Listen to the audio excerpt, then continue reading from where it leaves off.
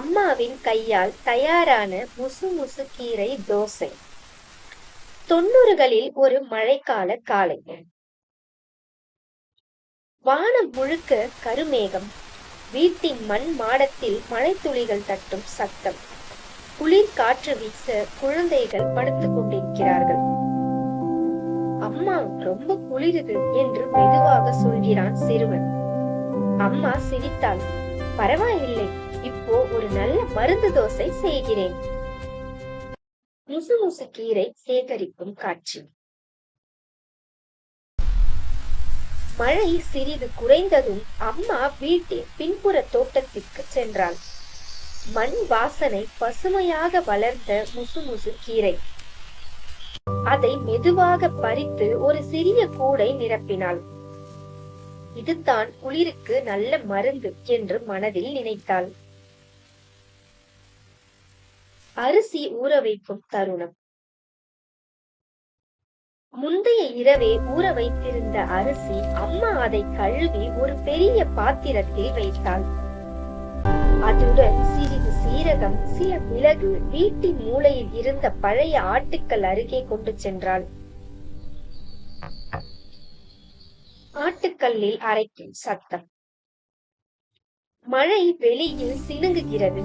உள்ளே ஆட்டுக்கல்லின் cut cut சத்தம்.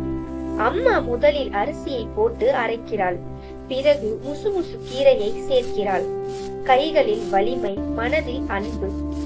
சீரகம், மிளகு சேரும் போது அந்த வாசனை முழு வீட்டையும் நிரப்புகிறது.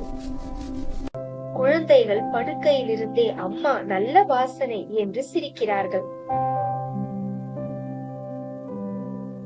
மர அடுப்பில் தோசை சுடும் தருணம்.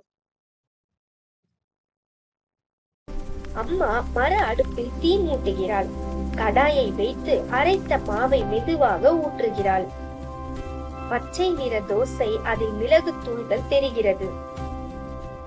சுடும் சத்தம் மழை சத்தத்துடன் கலந்து இசை போல அம்மா மேலே சிறிது நெய் தடவுகிறாள். அந்த வாசனை குளிரை ஓட வைக்கும். மருந்து போல சாப்பிடும் தருணம். குழந்தைகள் சூடான தோசையை கைப்பிடித்து சாப்பிடுகிறார்கள். சீரகமும் மிளகும் உள்ளதால் உடம்பு சூடாகுகிறது. இப்போ நல்லா இருக்கா என்று அம்மா கேட்கிறாள். ஆமாம் அம்மா, அவர்களின் முகத்தில் மகிழ்ச்சி.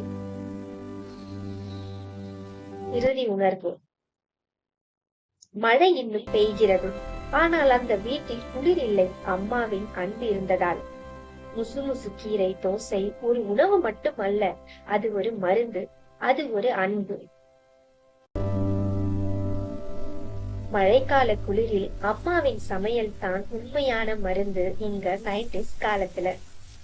இந்த வீடியோ உங்களுக்கு பிடிச்சிருந்தா, இன்னும் இது போல மருத்துவ குணம் மிக்க கீரைகளை பற்றி தெரிஞ்சுக்க விரும்பினா சித்து அனிமேட்டட் வேர்ல்ட் சேனலை சப்ஸ்கிரைப் பண்ணுங்க, லைக் பண்ணுங்க, ஷேர் பண்ணுங்க.